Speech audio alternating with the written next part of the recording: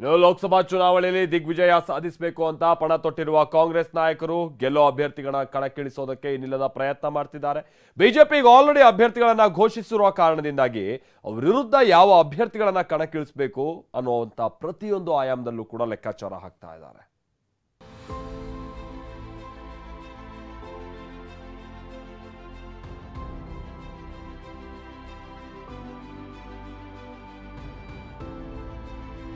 ಹಳೆ ಮೈಸೂರು ಕಬ್ಜಾಗೆ Congress master plan.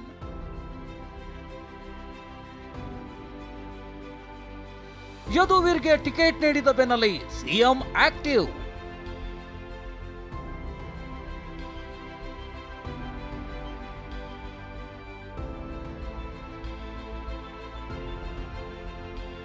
ಏಳು ಕ್ಷೇತ್ರಕ್ಕೆ ಕಲಿಗಳು ಫಿಕ್ಸ್ ಆಗಿದ್ದಾರೆ.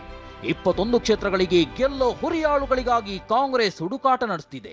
ಅತ ಬಿಜೆಪಿ 20 ಅಭ್ಯರ್ಥಿಗಳನ್ನ ಘೋಷಿಸಿರೋದ್ರಿಂದ ಯಾವ ಅಭ್ಯರ್ಥಿಯನ್ನ ಕಣಕ್ಕಿಳಿಸಬೇಕು, ಗೆಲ್ಲೋರು ಯಾರು, ಕ್ಷೇತ್ರಗಳ ಜಾತಿ ಬಲವೇನು ಅನ್ನೋ ಲೆಕ್ಕಾಚಾರ ಹಾಕಿದೆ.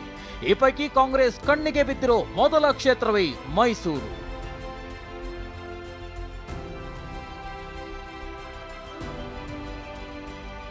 ಮೈಸೂರು ಕೊಡಗು ಲೋಕಸಭೆ ಕ್ಷೇತ್ರದಿಂದ ಬಿಜೆಪಿ ಯದುವೀರ್ರನ್ನ ಸ್ಪರ್ಧೆಗಿಳಿಸಿದೆ. ಯದುವೀರ್ಗೆ ಟಿಕೆಟ್ ನೀಡಿದ ಬೆನ್ನಲ್ಲೇ ಸಿಎಂ ಫುಲ್ ಆಕ್ಟಿವ್ ಆಗಿದ್ದು ಮೈಸೂರು ವಶಕ್ಕೆ ರಣತಂತ್ರ ರೂಪಿಸಿದ್ದಾರೆ.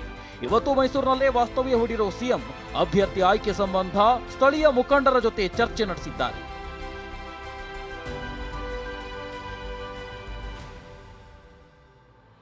ಯದುವೀರ್ ಸೋಲಿಸಲು ಕಾಂಗ್ರೆಸ್ ಒಕ್ಕಲಿಗಾಸ್ತ್ರ. ಕೇಸರಿ ಕಲಿಗಳನ್ನ ಸೋಲಿಸಲು ಕಾಂಗ್ರೆಸ್ ನಾಯಕರು ಬಿಜೆಪಿ ಹುರಿಯಾಳುಗಳಿಗೆ ಗಾಳ ಹಾಕಿದೆ. ಅದರಲ್ಲೂ ಮೈಸೂರಿನಲ್ಲಿ ಬಿಜೆಪಿ ಒಕ್ಕಲಿಗ ಮುಖಂಡ ಕವೀಶ್ ಗೌಡಗೆ ಗಾಳ ಹಾಕಿದೆ. ಮಾಜಿ ಶಾಸಕ ದಿವಂಗತ ವಾಸುಪುತ್ರ ಆಗಿರೋ ಕವೀಶ್ ಚಾಮುಂಡೇಶ್ವರಿ ವಿಧಾನಸಭಾ ಕ್ಷೇತ್ರದಿಂದ ಸ್ಪರ್ಧೆ ಮಾಡಿ 50,000ಕ್ಕೂ ಹೆಚ್ಚು ಮತಗಳನ್ನ ಪಡೆದಿದ್ರು. ಮೈಸೂರು ಕೊಡಗು ಭಾಗದಲ್ಲಿ ಒಕ್ಕಲಿಗ ಮತಗಳು ಹೆಚ್ಚಿವೆ. ಕವೀಶ್ ಅಭ್ಯರ್ಥಿಯಾದ್ರೆ ಒಕ್ಕಲಿಗರು ಅಹಿಂದ ಮತ ಕಾಂಗ್ರೆಸ್ನತ್ತ ಬರುತ್ತೆ ಅನ್ನೋದು ಕಾಂಗ್ರೆಸ್ ಲೆಕ್ಕಾಚಾರ. ಬೆಂಗಳೂರು ಲೋಕಸಭೆ ಕ್ಷೇತ್ರಗಳ ವಶಕ್ಕೂ ಕಾಂಗ್ರೆಸ್ ಪ್ಲಾನ್. ಇತ್ತ ಬೆಂಗಳೂರಿನ ಲೋಕಸಭೆ ಕ್ಷೇತ್ರಗಳ ವಶಕ್ಕೆ ಕಾಂಗ್ರೆಸ್ ಪ್ಲಾನ್ ಮಾಡಿದೆ. ಬೆಂಗಳೂರು ಕೇಂದ್ರ ಕ್ಷೇತ್ರದಿಂದ ಶಾಂತಿನಗರ ಶಾಸಕ ಎನ್ಎ ಹ್ಯಾರಿಸ್ ಕಣಕ್ಕಿಳಿಸಲು ಒತ್ತಾಯಿಸಿದೆ. ಆದರೆ ಎನ್ಎ ಹ್ಯಾರಿಸ್ ತಮ್ಮ ಪುತ್ರ ನಲ್ಪಾಡ್ಗೆ ಟಿಕೆಟ್ ಕೇಳಿದ್ದಾರೆ. ಇನ್ನು ಬೆಂಗಳೂರು ಸೆಂಟ್ರಲ್ ಕ್ಷೇತ್ರಕ್ಕೆ ಸಿಎಂ ರಾಜಕೀಯ ಕಾರ್ಯದರ್ಶಿ ನಾಸಿರ್ ಅಹಮದ್ ಟಿಕೆಟ್ ರೇಸ್ನಲ್ಲಿದ್ದಾರೆ.